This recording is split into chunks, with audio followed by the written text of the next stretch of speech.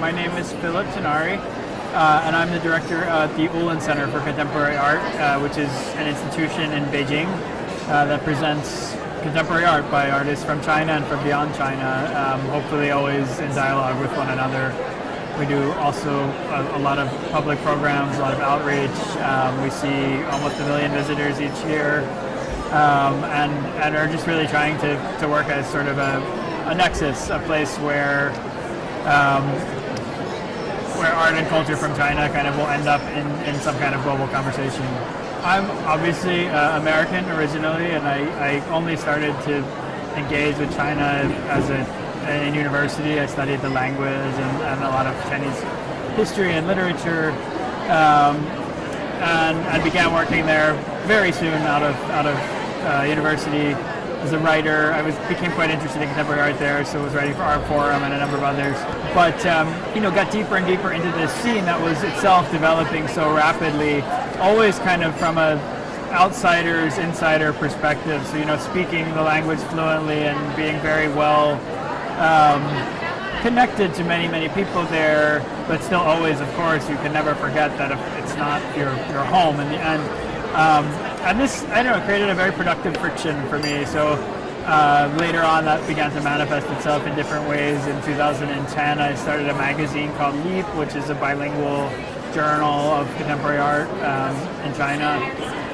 It still exists with one of the Chinese major kind of media companies.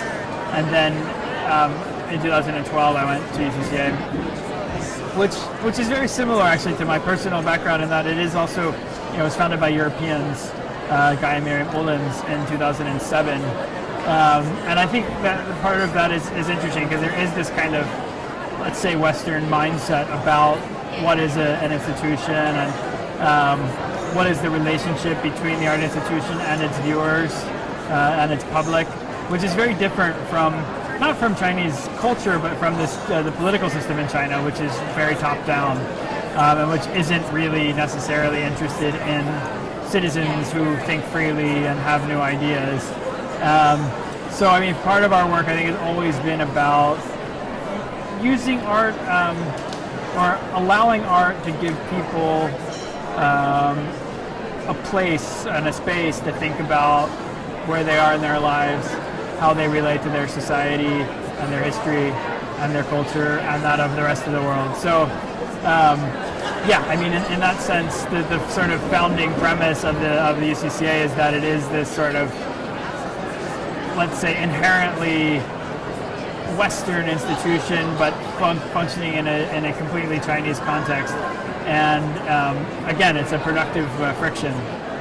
It's a very interesting story. There's a couple of things. One is that, like many private museums, the UCCA began as a single funder situation, and as time went on, of course, one needs to find a new model where the founders are involved, but there's new voices and new channels of support. So when I started, one of the first projects that I worked on with my CEO, Mei Xue, was to really take some of the support we were seeing for what the center was doing among this new class of Chinese collectors and institutionalize that. So we started a Patrons Council and also a sort of annual gala, which are pretty standard things for especially American museums. It was interesting because in the beginning people thought that it would be quite difficult to import this American model to China. But we actually found the opposite was true, that very quickly it gained momentum and became this group that people were really proud to be part of. Of course, part of that is about the glory and having one's name on the wall, but another bigger part of that is about the excitement of being involved as a collector with an institution. And in the end, it's interesting because it's become almost like part of our educational mission, of course at a very rarefied and high level, but for example, last year, as you know, and as you were involved with, we went with the Patrons Council for 10 days in Brazil, and so we're able to take this group of Chinese collectors and suddenly sort of put them into this completely different context and allow them to sort of find their way through. This year we'll go to Istanbul, we've gone to Abu Dhabi and to Naoshima and the parts of Japan. So it becomes like an interesting vehicle for cultural exchange around contemporary art in China, because of course Chinese collectors have this reputation of being, quite market driven, And it's very interesting when you kind of put them into dialogue with people, institutions, collectors, artists outside of China, and you realize actually there is this kind of really wonderful sense of camaraderie and curiosity and desire to learn. And so all of that ultimately feeds back not just into the institution, but hopefully into the whole scene in China, and the idea of the art scene as a vehicle for cross-cultural communication. We're a museum without a collection. Each year, like this year, for example, we have 13 exhibitions, which is quite ambitious. We have 4 spaces that combine in different ways. But just to give you a sense, this year, so the 3 sort of great hall shows. One was a kind of mid-career sort of statement survey from a Chinese artist, Liu Wei, whose work you'll see here at Unlimited, 10-meter painting, which is really quite spectacular. Born in 1972 in Beijing, and this was really a kind of turning point show for him, where he tied together many of the material strands that had appeared in his practice over the last 15 years. Amazingly, we opened a show called Notes Towards a Model Opera from William Kentridge, the renowned South African master, shown all over the world. This is a very interesting show. I mean, Kentridge is an artist who's been widely seen and, in fact, imitated in China, and he's never had a solo show, let alone something so comprehensive as this, which includes everything from the full suite of the early sort of Soho films, or drawings for projection as they're called, through things like the Documenta project, the project around the nose, about the Russian Revolution, many pieces, drawings and paintings. But most interestingly, perhaps, the project from which the show takes its name, Notes Towards a Model Opera, which comes out of a research process that we kind of embarked on with Kentridge into kind of modern Chinese history. And that looks sort of at, let's say, the Cultural Revolution in relation to the Paris Commune, and in relation to the Russian Revolution, and in relation to the question today of China and Africa. So it's this question of how to tease out from a great sort of international artist something that's connected to the local context. In the fall, the major show is with an artist by the name of David Diao, D-I-A-O, who was amazingly born in China in 1943, but like so many left in 49 when the communists came to power. And it became Americans, educated in the States. I did his first 2-man shows in the 60s with Cy Twombly and Bryce Martin, very much involved in a conceptual abstraction, so post-Greenbergian painting, completely a New York school kind of figure. And I always see sort of like the missing link between, the end of Western modernism and the kind of beginning of contemporary art in China. And this is the show he's never had. I mean, he's into his 70s now. But will produce by far the most comprehensive publication on his work. I mean, it's over 120 pieces in the show that go all the way back to the 60s. And that, in addition to, we have different series of exhibitions. We have a series of shows from Asian but non-Chinese artists. So we just opened with the Singaporean Ming Wong, who's based in Berlin. We have coming up Korakrit Arunananchai, who's quite a interesting young Thai artist. Also the show at the Play to Tokyo this summer.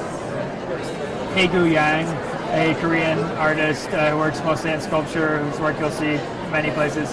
And then actually, something I'm personally really excited about is a series we just launched last week called New Directions, which is an ongoing series. We'll do at least 10, maybe as many as 20 installments of small monographic sort of statements from younger artists from Greater China.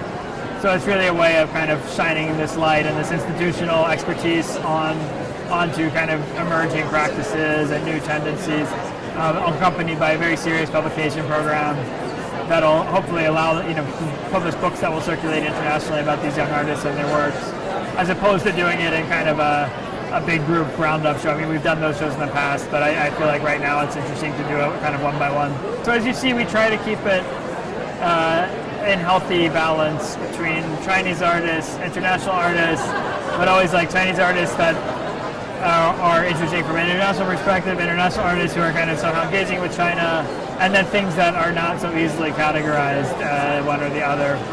So it's always an interesting exercise to come up with a program like that. And translation is contextualization as much as it is about specific attention to conveying the meanings of words and phrases. I actually began my career as a translator, but I feel like in so many ways I always am, and as long as I'm working in China, will always be a translator of sensibilities, of aesthetic intent, of historical context. I mean, a lot of times it's about coming up with concepts that people can grasp onto, maybe that relate to experiences or ideas they already know, as creating structures of intelligibility that of course are always flawed and should be overturned and in some ways are even deeply problematic, but that allow for some kind of mid-level closure and engagement. Because otherwise you have people looking at each other and not even attempting to engage or understand, and that's tragedy. For us it's really come down to new media and web transmission on the side. In the physical space of the museum, we've recently but kind of upped a really successful program of docents where we have young professionals from all over Beijing who come and spend the weekends on site, taking people through, answering their questions, engaging in conversations, and because the Beijing context is different from Berlin or London, or even maybe Rio or Sao Paulo, just in that there's maybe you have certain people who are extremely knowledgeable, but there's still at the kind of broad level a degree of skepticism, and so a lot of that is just about trying to break it down and engage people without condescending. This is a project that's in relatively early stages. I've been invited by Alexandra Monroe, who's the senior curator of Asian art at the Guggenheim, to co-curate with her a historical survey about experimental art in China. That is, at the core of it is kind of the developments during the 80s and 90s, which is really the period in which the movement of modern and contemporary art really began, kind of parallel with the opening and reform of the economy and of the culture.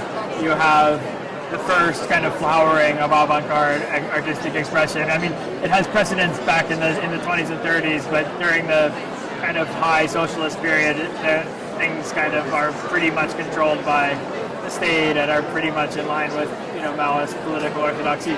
So it's really trying to look at these 20, 25, maybe even 30 years of artistic production in China in an aesthetic and art historical context. And I think to ask kind of at every stage, how does this story of China, which is so often told independently as if it happened completely on its own, which is in some ways true, but now it's becoming very interesting to look at how it relates to what was happening all across the world at the same time, as you relate up to this year of '89, which in China, of course, is most remembered for Tiananmen, but is also, of course, the year the Berlin Wall fell, and the year that all kinds of social, economic, political, cultural transitions happen, elsewhere in the world.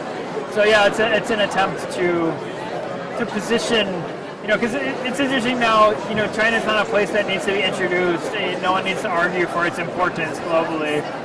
If anything, people are maybe a little bit tired of it, or a little bit scared of it, or even a little bit sick of it, kind of outside of China.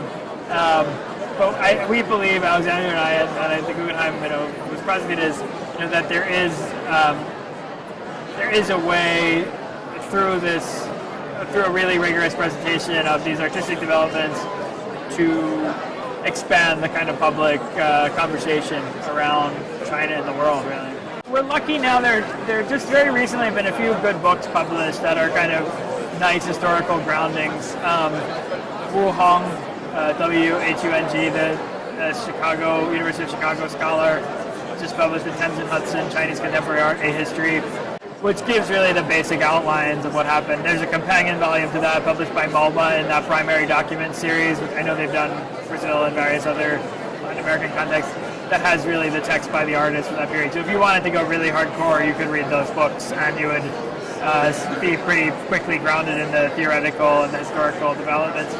I think Leap is a great resource, the magazine. I mean, just for very contemporary things, it's quite up to the minute, it's quite well written, and I started it, so of course I'm partial to it, but I'm not involved anymore. But I think the editors are doing a really good job of kind of creating a space where China and the West and the world beyond can kind of inform each other. And then you have some good online resources. Randian, R-A-N-D-I-A-N has always been a good website, very focused. That gives good information about exhibitions and things that are happening. And then come and see, go look around Beijing, Shanghai, maybe Hangzhou or Guangzhou,